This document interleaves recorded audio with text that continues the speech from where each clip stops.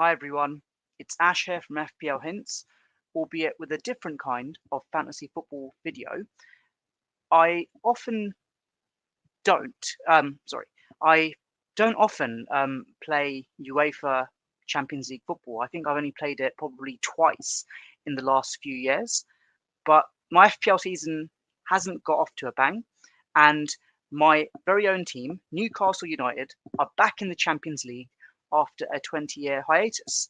So I thought it best, you know what, I'm going to set up my team and play and see how it goes. So before we get into it, just an important overview on the rules in comparison to Fantasy Premier League. There is a lot of overlap in terms of how points are scored, but there are also some notable differences as well. So as we can see on screen there, you get an extra point for goals that are scored from outside of the box. So something worth keeping in mind if you've got any players that you want that are dead ball specialists in terms of the free kicks. And also, for every 3 balls recovered, there's a point there as well. So that's something that is worth factoring in. And a lot of the other standard scoring is almost parallel to what you get in FPL in terms of goals scored for defenders, midfielders, and forwards. But there are also some differences in terms of chips as well. So in UEFA Fantasy Champions League, there are 2 chips, the wild card and the limitless chip. And they can be used at certain times. The fundamental difference is that with limitless, completely unlimited budget, unlimited transfers, and of course with the wild card, you're capped at £100 million. And also, in terms of when match day selections are made, unlike FPL, they don't call it a game week, they call it a match day. You can actually make changes, sub out and sub in players during an actual match day. And also you can change your captain as well. So what that means is that if you've got a captain that you want to take a punt on the Tuesday, but you've got a safety option on the Wednesday, then by all means, almost always go for your Tuesday night captain first and foremost. And with your players, again, play the ones that are playing on the Tuesday, but on your bench, you've got that peace of mind that if the Tuesday one's blank, you can sub them out and go for your bench players. But of course, the risk is, do the bench players start? And that's something that you can get with team leaks as well. It's not like FPL where there's a large window, and often you do get team leaks before the deadline, from what I understand. So in terms of my team, look, I'm not going to overthink my own team selection. There are certain players that I'm almost certainly going to buy. So look, this is like a no-look transfer. Haaland comes into my team, as does Mbappe, and the other striker I'm going to pick. I know he's getting on a bit, but I have to pick Lewandowski of Barcelona. And I've already maxed out a third of my budget with those 3 players, and it's going to make my team a bit lopsided, but just bear with me as I show you what can be done with the players that are available in the lower price brackets. And of course, I can't get another premium midfielder, but I'd argue that with some of the players that are available, there are some really good options who are premiums without the premium price tags. So coming on to the goalkeepers actually next, let's get that nice and easy. So I'm going to go for 2 budget options in terms of my goalkeepers. And the 2 that I have in mind are 4.5 million. So if I just go back here, goalkeepers, 4.5 million. And I believe they're 2 of the highest owned players as well in terms of the goalkeeping situation. So it's Blaswich of Leipzig, and I can see he's a regular starter, 4.5 million. And then it's Sommer of Inter Milan as well, 27% owned. So in he comes as well. And then onto the defense. I think I've got enough budget to probably get at least 1 premium defender. And if there's one defender who catches my eye, who actually was really good in the Premier League, it was João Cancelo, a really fantastic fantasy asset. Let's just sort it by percentage. I've got no doubt that he'll be highly owned in UEFA Fantasy as well. So in he comes, there he is. And with Barcelona, if we just look at their group as well, in terms of their fixtures, I ideally would like to triple up on my Barcelona assets, but I don't think I'll be able to go Antwerp. Very generous fixture. They've done remarkably well to get to the group stages. You've got Porto, could be tricky, and then you've got Shakhtar Donetsk as well. So I'm going to double up on my Barcelona defense, just so that I've got some sort of cover there. So I'll bring in Koundé as my second Barcelona defender. And I'm also going to go to our reigning Champions League winners as well for a defender. And of course, with Pep Roulette, you could pretty much get any defender. And I've got no doubt he will chop and change his Champions League team in comparison to his Premier League team. So ideally, if there is a relatively safe defensive pick, it'll probably be Ruben Dias. But I'm actually going to go for Akanji in the hope that he gets some minutes as well. But he's been getting the minutes. I believe he's been benched once in the Premier League, but let's hope that he gets some minutes in the Champions League as well. And then coming on to my next defender, Dumfries for Inter Milan, I'd absolutely like him, but I just can't afford him because I've maxed out in terms of my striking options. So I will actually go to Inter Milan for my next defensive pick, and it'll be someone who's $1 million cheaper, and that should be Darmian. So I can just get him here. Inter Milan. Apply the filters. Darmian, there we go. Not Davis, beg your pardon. And my last defensive pick, I have to pick a Newcastle player, and I actually did consider Tonali as one of the options who I think could be of interest, but then my concern is the lack of attacking prowess. So I'm actually going to just pick I don't want to call him a dud sub player, but like I'm going to pick Botman. It's a very tough group with PSG, Milan, and Dortmund as well.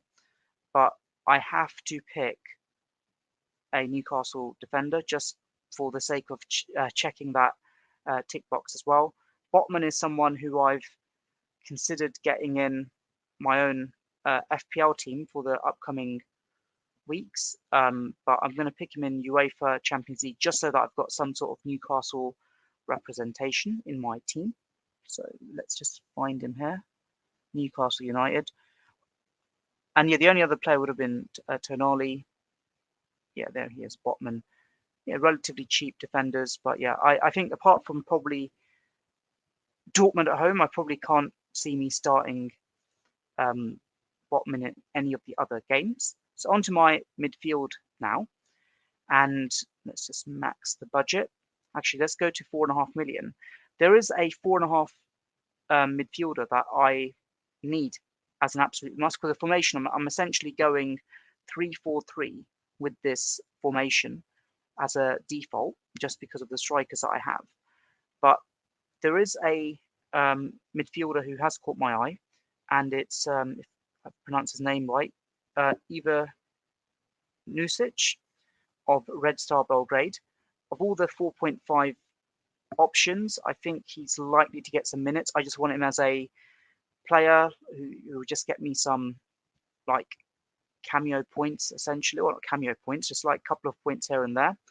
And surprised, like some of these other players are very high owned. He's only 2% owned, so I'm hoping that with him getting regular starts thereabouts potentially, I think I see started in his most recent. Well, we'll see what happens there, but he's like a dud sub 3 for me at the very best. And with the UEFA Champions League Fantasy, unlike FPL, you do want at least 2 playing options in the event that your Tuesday night players don't do so well. So that's something that I've also factored in as well, that I want a relatively balanced 15. So the other player that I'm going to bring in, and I'm actually surprised that he's listed as a midfielder, it's Marcus Thuram of Inter Milan. 6.5 million, so it's an absolute bargain, and scored a hefty number of goals in the Bundesliga before his transfer. But I think he's an absolute must-have, and he's scored a few goals for Inter Milan this season as well, if I'm not mistaken. So in he comes. So I've now got 3 players to pick with 21.5 million in the bank. And my next player is, I think, I'm going to go to Real Madrid. Again, it's like a no-nonsense pick for me. I'm surprised he's priced at the price that he is, and it's Jude Bellingham. With Bellingham, he's had a great start to the season with Real Madrid. And let me just bump up the filter. There we go. 7.5 million is an absolute steal. So in he comes. And the next pick, again, hope I've pronounced his name right, Valverde of Real Madrid as well. In he comes. With him, I know that he hasn't really scored many goals for Real Madrid apart from last season. And I don't really know where he plays in that Real Madrid team. I know as much as like championship football as I do about like Champions League or like continental football, but I know he's someone who is a very integral player to Real Madrid's midfield, and at 7.5 million, you can't really go wrong. So Bellingham, just due to the prowess he offers and the just all-round fantastic asset, and glad he's been scoring, and Valverde for the threat that he offers as well. So I've got 6.5 million left of my budget, and I really was thinking about that ball recoveries metric. And I was thinking, is there any player who is like noted for their ball recoveries within UEFA Champions League? And I had a quick scan. So I wanted someone who had some sort of defensive and attacking prowess. And the only player I could really think of was at Man City, and it's Rodri. So with Rodri, the thing that really surprised me, like I was looking at ball recoveries, of course, City got to the final last season, so by default got more recoveries than many other players. But look at that, if I can get it on screen there, 68 ball recoveries, which got him 18 points. So played 996 minutes of Champions League football, and he does possess a goal threat as well. I hope he's a regular starter for City in the Champions League. So in he comes. I think that's a no-nonsense pick for me there. So I've maxed out my budget. And let me just do my super zoom in here for the team. So that's Blaswich and Sommer in goal. And I'll rotate them accordingly.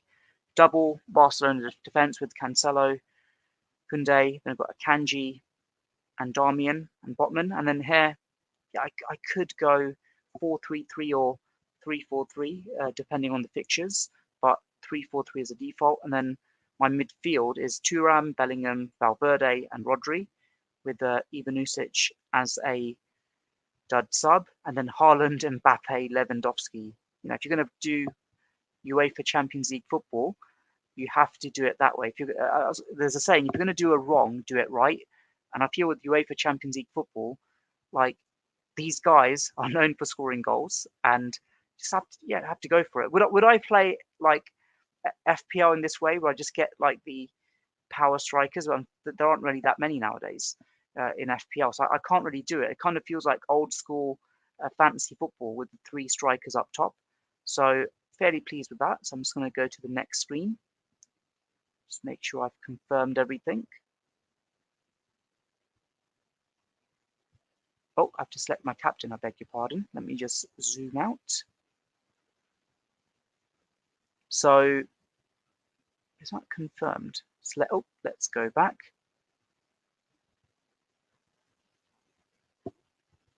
So, I need to sort out my bench. Now, just to remind ourselves, so match day 1, I just need to ensure that the players that I start are the players that are going to start on the Tuesday, and the ones that are playing on Wednesday, they're on my bench, so I can adapt accordingly.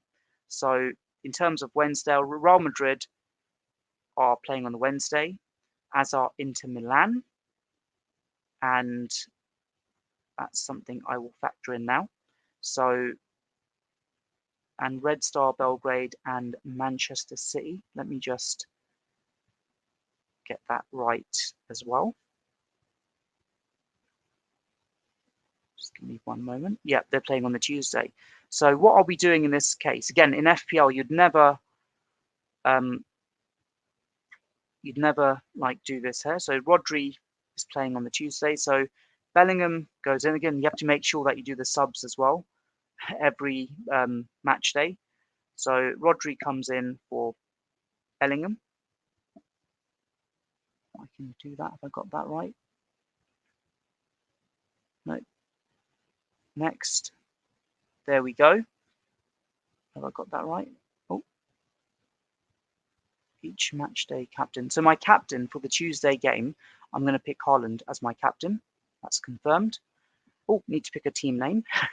FPL Hints is UCL Fantasy. Well, it's going to be boring. FPL Hints UCL Fantasy. So you can see I'm literally registering my team in real time here. So I'm not going to save right now. Actually, I'll save it because I need to do my subs. Just make sure. Go back to my team.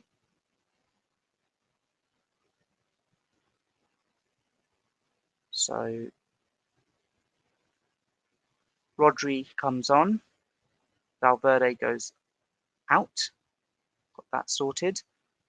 Lewandowski, so make sure that Barcelona are also the day that they're playing as well. Make sure I've got that right as well. So Barcelona are playing on the, let's get it here, on the Tuesday. So I want to definitely start Lewandowski as well. So Lewandowski comes on.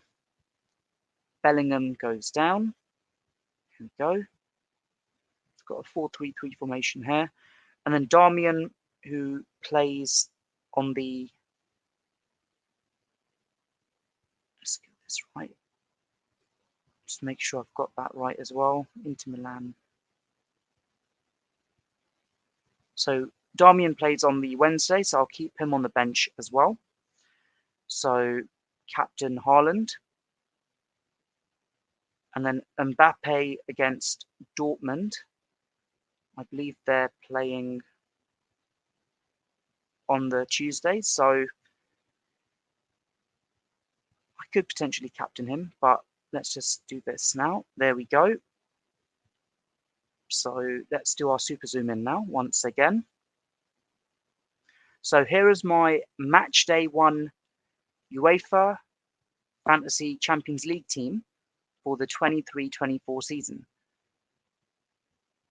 So I've got, oh, I haven't even done my goalkeeper changes yet. So just have a look. So Inter, oh, of course, Inter are playing on the Wednesday. So check, when do young boys play? Well, Leipzig, I beg your pardon. When do they play? Just get that checked as well.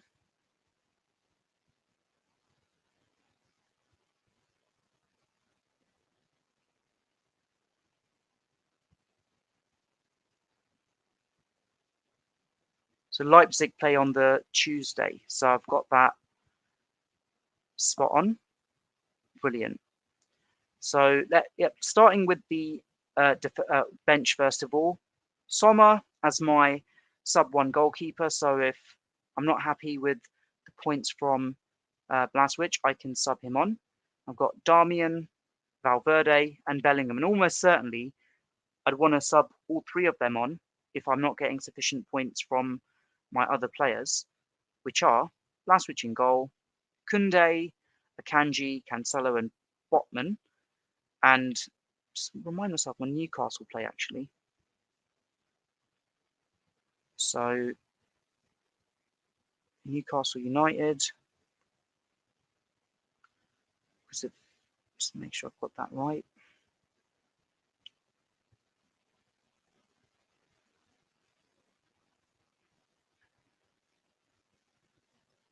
Yep, we're playing on the Tuesday, so I can hope that get a clean sheet for Botman, but almost certainly I'll be subbing him out before the Wednesday night match. And of course, if Koundé and Cancelo lose their clean sheets, I can potentially sub them out as well. Then Thuram, Ivanusic, and Rodri. And Ivanusic almost certainly out for Bellingham or Valverde. And then that power front three of Lewandowski, Haaland, and Mbappe. There we have it. My UEFA Fantasy Champions League team for the 23-24 season. And I can see I've got some questions here as well, that Darmian could be a potential rotation risk. No doubt about it. Willing to see how it goes, and if he is a rotation risk, I could probably be one of my first transfers as well. And I haven't actually set up a league yet, but I'll probably set one up and I'll share it on my social media. Let me know in the comments below what you think of my team. Like I've said, I am not like some sort of Champions League football expert. I don't really watch much football beyond the Premier League, but I feel that I've got a very, I don't want to say it's balanced, it's not, but like I feel like I've got a nice structure here in terms of my strikers. I know that midfield looks weak, but then you look at the bench options, Valverde and Bellingham coming on, and Darmian as well. And then a fairly healthy defense as well, provided that they start and keep clean sheets. And yeah, fairly content with that. As always, if you can like, share, and subscribe, that would be greatly appreciated. Or if you simply want to buy me a coffee, the link is in the description below. Take care and all the best, everyone. Thank you. Bye.